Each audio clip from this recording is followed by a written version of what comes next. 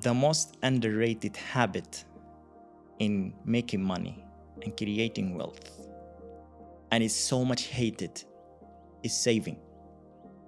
Saving. The richest man in Babylon, there is a book, right? He said, first step, create an income stream. Second step, save. Third step, invest. Fourth step, repeat. So when you have an income coming to you, accurate income, you created that way of making money, regardless of how much. $1, 1 million, 1 dirham, 1 million, whatever it is. You start allocate percentage of that to save. Then you have so much saved. At the same time, you have your income coming to you, the source of income. You take that saving to put it into something will create money for you without you involved. So it's passive, that's what's called passive income. At the same, now you have your income and passive income and saving, and then you repeat. And the other thing is, people think short term, think long term. These steps compound of a period of 5 to 10 years. I wanted to say just 10 years, but then 5 to 10 years, because you could always find ways how to play with these 4 steps. In 5 to 10 years, you will be in a different plane, literally. People like Grant Cardone, even Robert Kiyosaki, the rich dad, poor dad, they are in a different level when they are talking about saving is for losers, or losers are savers, and XYZ. They are talking from a different perspective. They're not talking from people who are starting their journey. They're not talking about people who just making it to the end of the month. No. And again, I might get a lot of hate of that because of that. These people are idols, but really, if you dig into them, I did my studies on them, in both of them. I know how they are making money. I know how they started. I know the steps. So even on their steps, they were saving. And you could listen to him, to the guy himself. You go Cardone telling his story, how he started, he was saving. So when you create saving, it's not about the act of saving itself. It's also about the other traits and strengths that you build around this. You will be more patient. You will have more value. You start valuing these dimes, not that there are the destination, no, but how hard it is to get them. And you will be more diligent and more vigilant and more careful when you invest them, when you spend them. It's not that you, becoming miser or now stingy. No, it's not that. It's you value it. You know where this money is going, and you know how you got that money. This is the value. So the virtues around savings is way underrated. And people, when they think of saving, is going to, the value of the money is going down. Okay, don't save in dirhams or in dollars. Save in gold.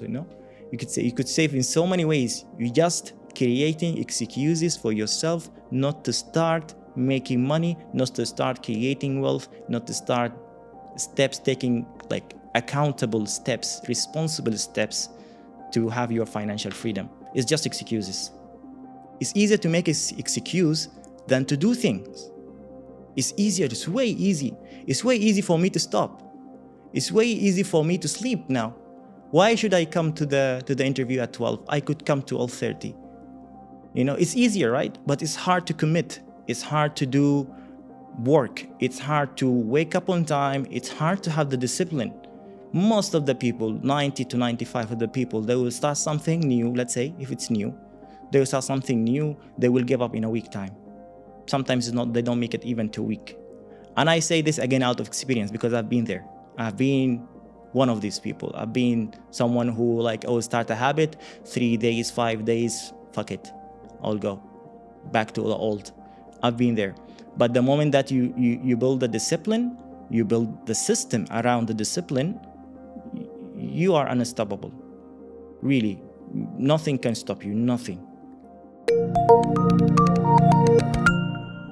you should do it regardless if you like it or not, for two reasons. See, how I look into it, if you're doing something and it happens, you like it, you take it as a bonus. Yeah, you are not entitled for that. It's just a bonus. It happens that you're doing something that you like. Good for you. Take it a bonus, but not granted. Okay? You should develop the habit of doing things that you don't like to get you where you want to be. I will give again a very practical example. If today, even it happened today, I hate running, for example. I hate running. I don't run. I've been running all my life. I used to play football. I hated every single minute of the training, the preparation, the warm-up, the match, 90 minutes sometimes extended, right? And then you do it 3 to 4 times a week sometimes. And so I've been running, and I had a very major injury that made me stop playing football. So the word running itself has some strings in my mind. However, I know that one of the fastest ways to reduce body fat is to run. One of the fastest ways also to develop strong cardiovascular is to run. And today, just before the interview, I was running as part of training, right? I know it's part of the training that I need to do. It's 1 hour training. I need to do 50 minutes of running. It's just that I don't like it, yes, but it will get me the results that I want. So I won't stop. Same thing in business, right? I know that the admin work for me is very boring, very, very, very boring. But I have to go through it because I know if I didn't go this, it's not going to take me the place I want to go.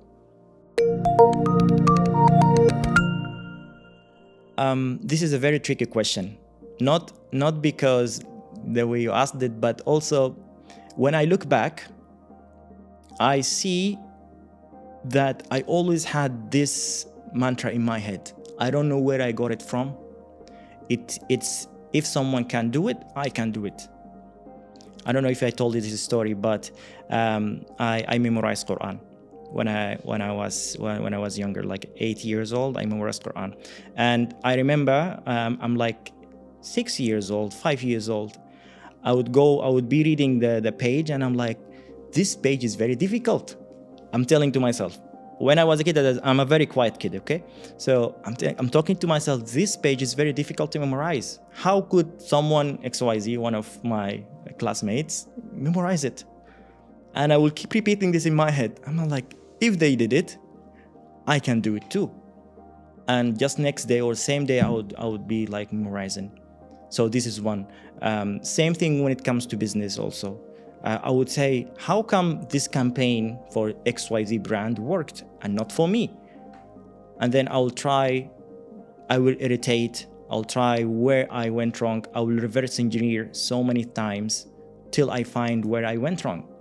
And then here we go. It's not that it didn't work for me because I did it right, mostly because I did it wrong. But I was able to point to myself like, yeah, there is something. So I don't know, is it something that was built in me? And I don't want to go spiritual here, but it's something I also developed in things that were not coming easy to me. Yeah, none of my family, they had like the mindset of telling me, if someone did it, you can do it too. None. Most likely they will be they have 2 eyes like you, they have 2 ears like you, in a like whooping manner, not in an encouraging manner, So yeah, I didn't have someone from my surroundings who were like encouraging me and telling me, hey, someone did it, you can do it too. Yeah, I cannot put my fingers, like, yeah, did I have it? It's compound. And you cannot. It's a journey. For me, being here, it's a journey. But when I reflect back, I did not have the foundation of it, but I had it. When it comes to networking, again, it's all the odds, all the people saying go where rich people are hanging out. I would say don't go where rich people are hanging out. If you're looking to have only the relationship with them. Go where people who share the same passion as you, the same, let's say, hobbies or interests as you, where they hang out. The essence of networking is to build confidence, and on this confidence and trust comes relationships, and then up the relationship come transactions, right? So today you're going to a networking event of these wealthy, rich people. The moment you walk in, the way you talk, the way you walk, the things that you talk about, they split decision. We like this person, we're gonna have some interaction with them or no, regardless of how you evaluate that. And most of the time it doesn't even occur to your mind, but this is how it works. They look at you in a split. Yes, this person is in, this person is out. And unless you already have the rapport with them, you'll not be in. Take the reverse. You go to people who they share the same passion as you, the same interest as you, 100%, you'll be talking non-stop. Both parties, you and them. You will be creating that level of confidence, that level of trust. And then after some time, that relationship is built. And I can ask you a question, and I can ask you for recommendation. I can ask you to connect me to some people within your network. You will not have a second thought of introducing me or connecting me. And I know that for a fact. For example, myself, most of my networks around the things that I love to do as hobbies. I have, yes, my community for founders and people who create businesses, but also I have my gym groups. I have my hiking groups. I have my adventures groups. And these people are like, hey, I know you work at this. Can you introduce me to the head of da-da-da-da? I have something that might be of interest of them. Like, yeah, sure. Second day, third day, I'm there. Straight away, crossing all the lines. That just just because we had mutual interest that was genuine. The commercial transaction of it was not the foundation, right? When you go to reach people networking, the foundation is the commercial. And funny enough, these people, if you hang with them, but not in these networking events, in something else that they are also interested about, they have some passion for, it will work for you way faster than going to this business or this rich networking events. And again, out of experience, yeah? 100%. So for introverts, exactly for introverts and nerds and geeks, these people, when they hang out with these communities, people have the perception that they are also closed, which is not. I can tell you, there is so many people watching this kind of networking, these kind of communities. And most of these people who are watching are these rich men, are these business people, commercial people, because they know what they want. You know, it's like they know this is treasure. The moment it opens, we're gonna take as much as we can. And even with these communities of introverts, whatever they're going to, 100%, some of them is working in some place that has these people, right? And it repels. It's one of them, how to say, one of the very mistaken perspective about people and human and professional is it's mono perspective. You know, they think this person does this, so the circle is limited here. It's not. You are discounting the ripple effect and the butterfly effect of this person and the things that they're doing. And especially now, we're living in a time where with one snap, it could reach to millions of people. Not even, maybe sometimes billions, right? So people are discounting the ripple effect big time, big time. And again, you could realize it from how they speak, what they're talking about, their attitude. And all of that is like this scan when you go to these networking events, let's say the rich people are networking event, because they go through so much. It's a journey, you know, they were not born that way. Even if it's inherited or big family, they went through certain systems that can make them evaluate it in a split of a second. This is that, and that's it. It's very difficult then to change that, to take something. Yes.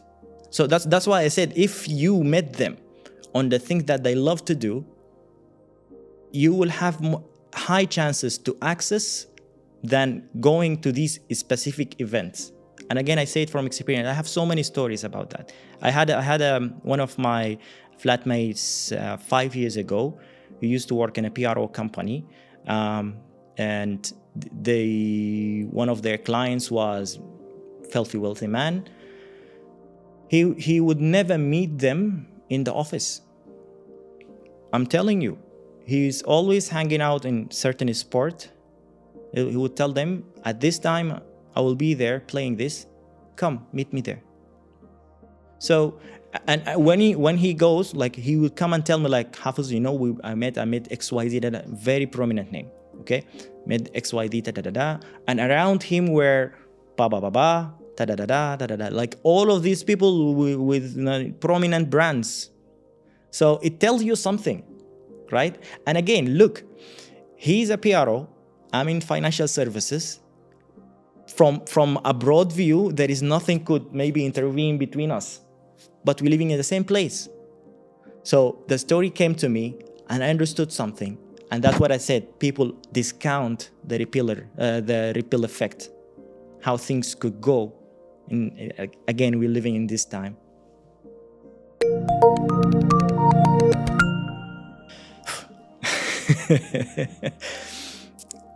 From my experience, the biggest mental challenge I had to overcome is creating immunity of how people perceiving me and what people thinking about me, especially close people to me. That means family and friends. When the moment you are detached from how they think who you are, what their opinion about what you do, anything, not necessarily business again, and what their opinion about how you think or the way you dress or the people that you meet, the moment you detach this from how it affects you, you just up level to some place that very, very few people can reach. And again, that's not necessary in negative way. So also even is in positive things. So sometimes, for example, like, yeah, you are number one in this, but deep inside, it's not. You take it as a bonus again. You take it as a bonus, but not as a fact. So it also goes when they tell something negative. Same thing. You take it as a feedback that based on their environment and their awareness, but not necessarily your truth. Your truth, you make your truth. And again, this is not to put blame on them. It's just you understand who you are, what do you want in life, and they did the best they can to put you kind of there. But again, I will give examples. I will make it multiple dimension examples. So, for example, none of my family is a billionaire. There is a couple of millionaires, yes. But the way even these people they made money, it's the old school way.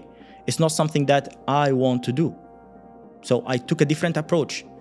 I don't necessarily listen to their advices 100%. I will just mix and match what fits the puzzle for me. And the same thing, in health-wise, I don't know anyone from my first degree family or second degree or third degree and 2 generations or 3 generations back is as healthy as I am. I genuinely don't know. Hence, whenever they comment or they will say, Hafiz, why you eat? I have true story, I will tell you after this one. So when they comment, why you eat this, why you don't eat that, eat this, eat how many times you eat, why you train this much, why you put yourself in such suffering, they are not on a plane or consciousness or understanding awareness of who I am. My mom and my dad are first degree cousins. So I am genetically prepared to carry the sickness and the illness that they had. I have maybe no choice that then, but now I have a choice. So I'm genetically also altering by creating these habits, by building new routines, by building different mindsets. All of this now is in my DNA, is muted from the DNA that I inherited, 100%. So I will tell you the story now. So the first 2 years I came to Dubai, I went back home, and it was 2018. So in 2018 I did something.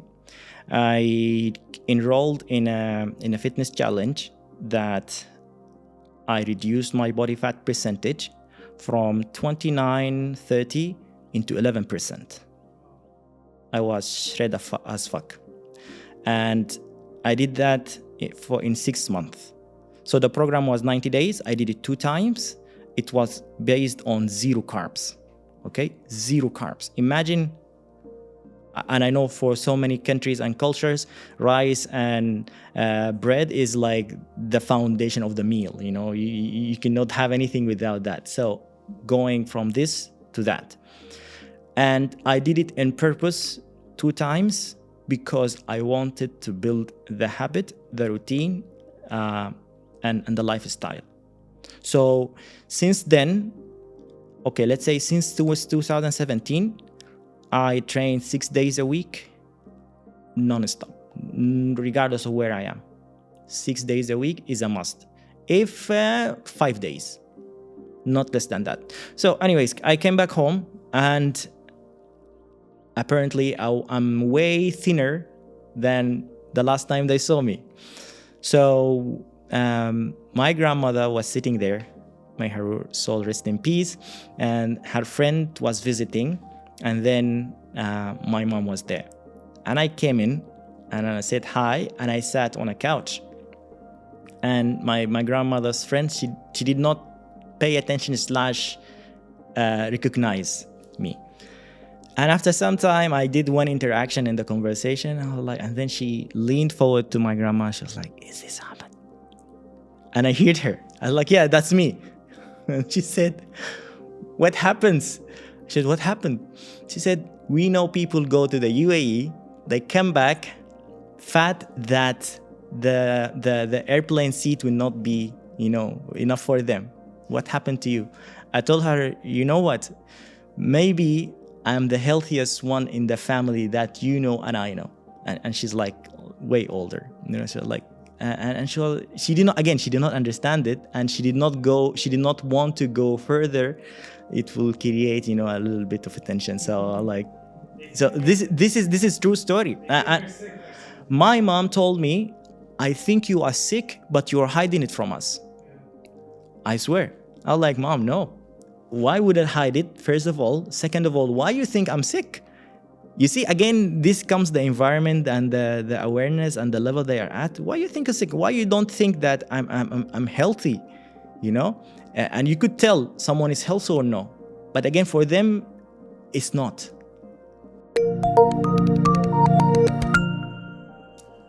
My number 1 tip for goal setting is 3 words. Write it down. I don't know how I could explain that. Maybe this setting will not be enough to explain, to go through the whole justifications. But the moment you start writing down the things that you want, your goals, you will have a flow of steps. You will have a flow of understanding. You've had a flow of knowledge of how to get that thing done. And sometimes it might take you 1 week, maybe it will take you a month, maybe it will take you a year. But you will have that, I would say, feeling. It's happening. And like the opposite to this is not writing it down. You just like, it's in my head. Okay, tomorrow I will do this. You will think about it. Okay, I will take 1, 2, 3 steps, and you sleep on it. Next day, blank. There's a million things. Nothing. Yes. Once you write it down, it becomes real. Once you write it down, it's not only becomes real. It's you're telling your mind, you creating new neurons this thing is happening. Again, there is so many scientific, spiritual, and explanations to this, but it's as basic as you telling your mind this thing is happening. And then the techniques and the methods that you develop to do that thing it will come naturally. Let's put it that way.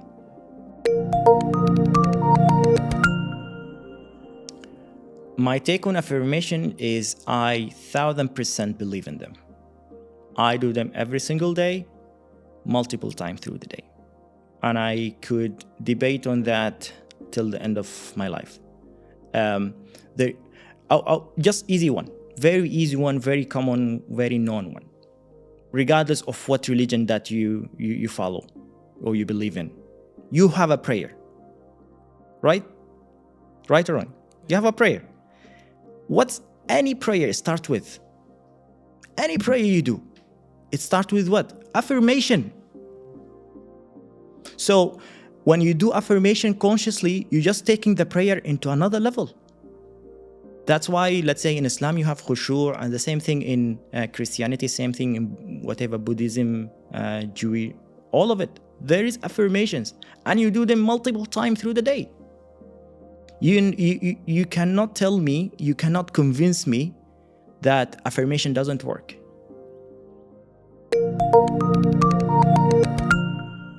The second layer to affirmation is belief. And again, very easy example. Any religion you follow, they tell you with whatever you ask or whatever you affirm, you must believe. The belief that makes the things that you affirm actually happening. That's one. Two, the belief and the confidence of the thing that you affirm. And again, we'll have a little bit of tweak to that. Anything that you affirm, you directly linked to an image. So what about this image that you're affirming to? Are you believing in this image?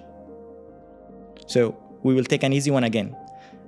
People who wants to lose weight. They're like, yeah, we want to lose weight. I'm, let's say, fit, I'm athletic, da-da-da-da.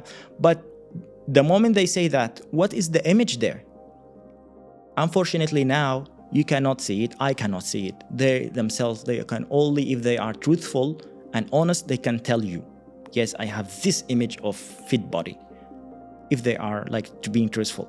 But in my opinion, 98%, 99% of the time, the image is wrong.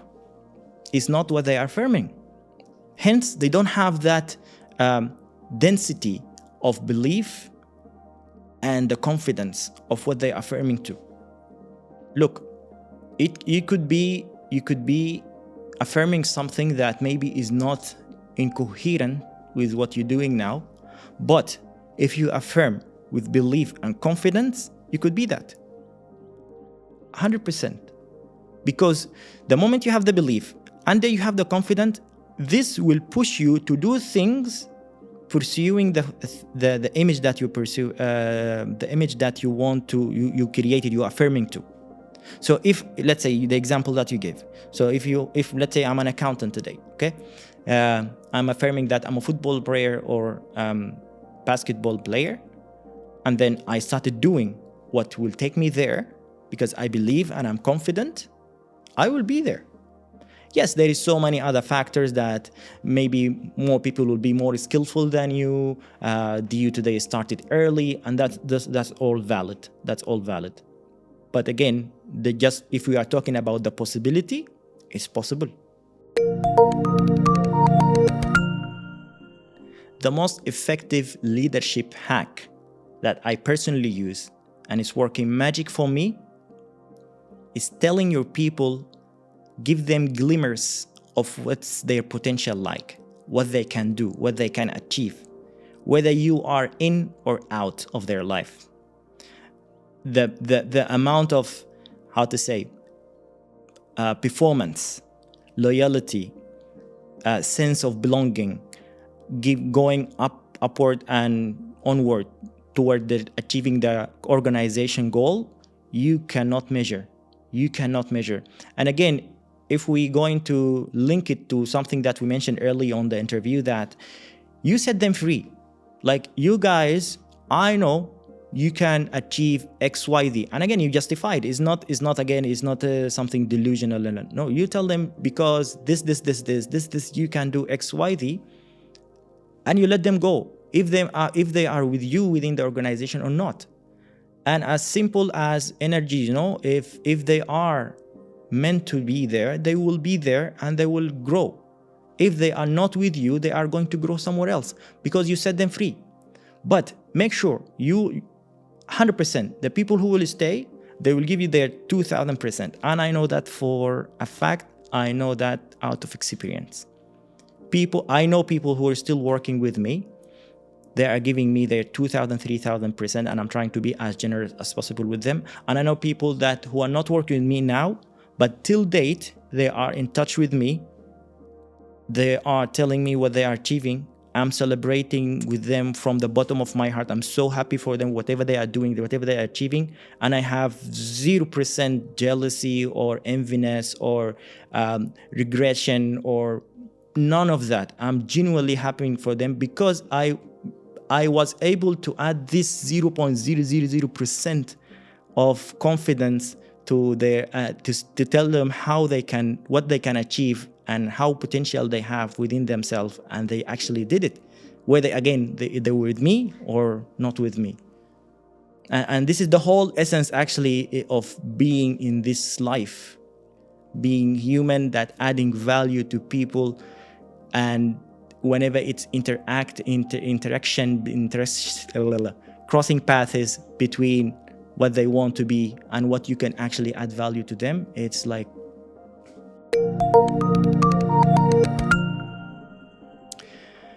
So the thing with micromanagement, in my opinion, it comes from insecurity about yourself and also your team. So when yourself, as you did not give them everything that will make them successful, in a way that you want to be always the leader, always number one. And number two, insecurity, you not trust them, because deep inside they are not equipped to do that. In this scenario, there is, in my opinion, there is maybe one or two solutions. One solution, you intervene and you do the thing that the way you know how to do it faster and deliver on deadlines, but you owe them an apology. So to your team, you apologize. Guys, I did not did this. Here I'm coming. You do it. Second thing is you apologize, but you let them do the best they can. And in both solutions, in my opinion, there is lessons. So you know that you apologize, so you release that ego, and they can see you better now. And you know that they missed a deadline. They will miss a deadline. They will learn how to handle missing deadline. And you could teach them how to handle it also.